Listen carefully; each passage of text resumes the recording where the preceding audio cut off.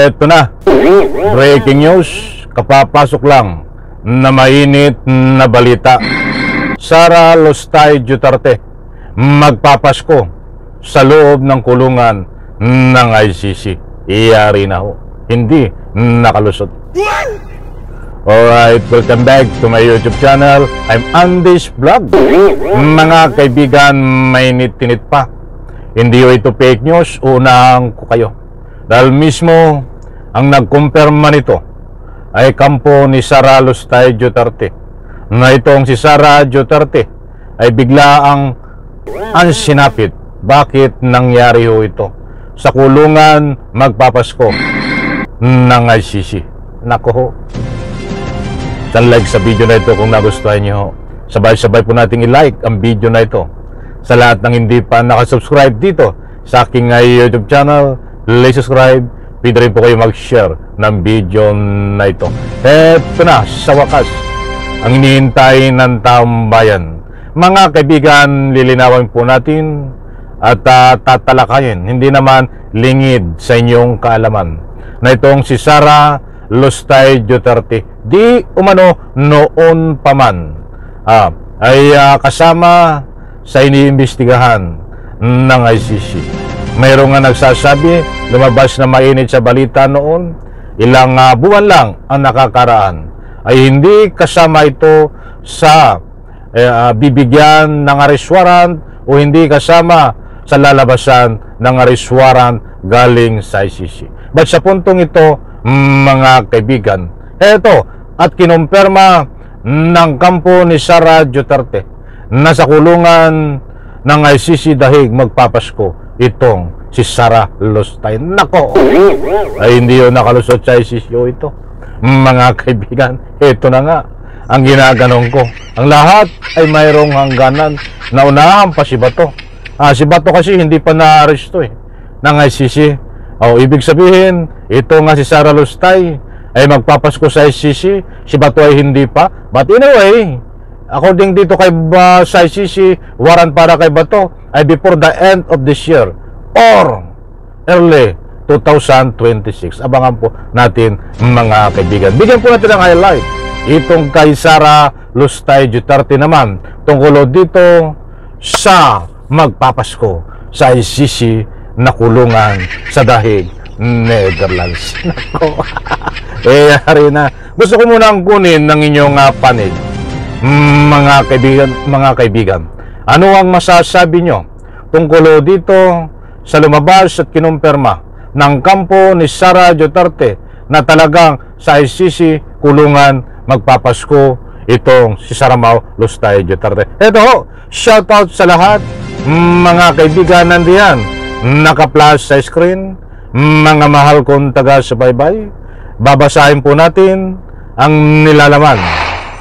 Maliwanag po, nandiyan ang larawan ni Sara Duterte Lustay at katabi niya sa larawan itong si Digong Duterte.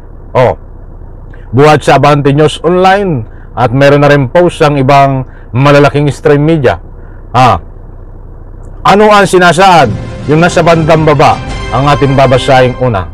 BP Sara, Digong, inaasahang magpapasko sa ICC. Kumpirmado.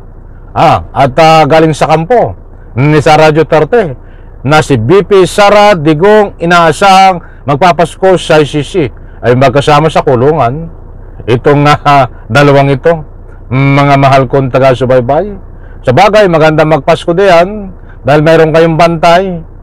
Sa halip, instead na magpasko kayo sa Pilipinas, Sara Lustay, ay ang daming bodyguard mo Milyon-milyon ang ginagastos ng bodyguard sa iyo sa pamamagitan ng tax, pera ng taong bayan. Ay diyan pag nagpunta ka sa dahig Netherlands, basta't sagot mo lang ang iyong pamasahe, sariling bulsa, at may kasama kang isang bodyguard, ay medyo makakatipid dahil sa kulungan may bantay ka pa. Kaya lang, mga kaibigan, kahit saan umikot ito palalabasin na sarili niyang gastos, kahit gastos ng ikangay pandarambong niya mahilig ko kasi mag-list ng issue mga kaibigan. Paano ka paniniwalaan sariling gastos mo? Ay kung ginagastos mo ay pera din na iyong kinurakot sa magitan ng confidential funds. Dahil hanggang nga na pinadaanan po natin lang yon. Dahil na marami ho itong paglihis si Sara Lustay. Ba't bigyan po natin ng highlight? Ito na. Babasahin ko ang nilalaman, mga kaibigan.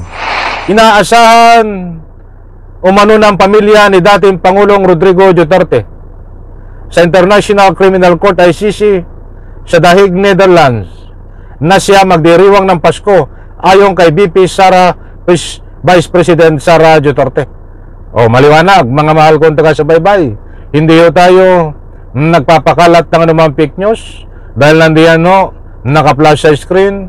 Muli kong ulitin para sa kamalinaw, inaasahan na umano ng pamilya ni dating Pangulong Rodrigo Duterte na sa International Criminal Court ICC The Hague, Netherlands na sila magdiriwang ng Pasko ayon kay Vice President Sara Duterte. Talagang ang dami yung nagbibigay dito ng anumang public opinion. Pag nagpasko ka diyan, basahin lang natin pag nagpasko ka diyan sa kulungan Saramao Duterte, siguradong haharangin ka na ng ICC, hindi ka na makakalabas. Ay maganda ko yung kanyang public opinion na yan ay pwedeng mangyari, mga kaibigan. Eto pa, kahit hindi ka na lumabas ng kulungan, diyan ka na lang kasama na digong para hindi ka makapagnakaw ng pera ng taong bayan. Binabasa ko lang ang naman public opinion. Ito pa, isa na lang last. Kakukulagin tayo sa oras. Siya haharangin yan. Sana harangin o haharangin yan ng ICC. Hindi na makakawin ng Pilipinas kapag pumasok uli o magpapasko sa kulungan. Kapag pumasok sa kulungan sa The Hague, Netherlands, haharangin yan at hindi na makakalabas ng kulungan.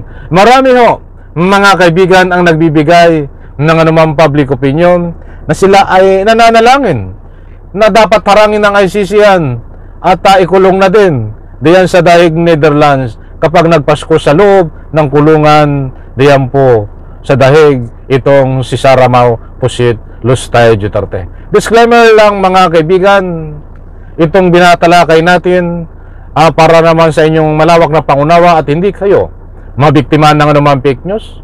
Datapot sa puntong ito nasabi natin, itong si Sara Lustay Duterte ay magpapasko sa kulungan kasama si Digong Duterte at ang kanyang pamilya. Kinumpirma ng kampo ni Sara ay sa pamagitan po lang nang doon sila magpapasko.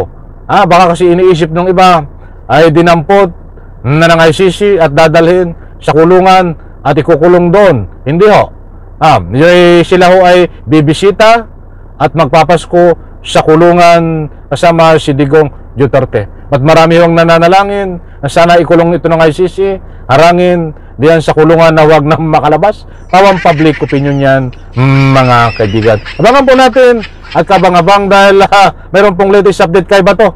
Ihatid ko po sa inyo bagong latest update tungkol naman sa paglabas ng arrest warrant ng ICC, mga kaibigan kay Bato. Talay ko sa video na ito, bye-bye, palapakan.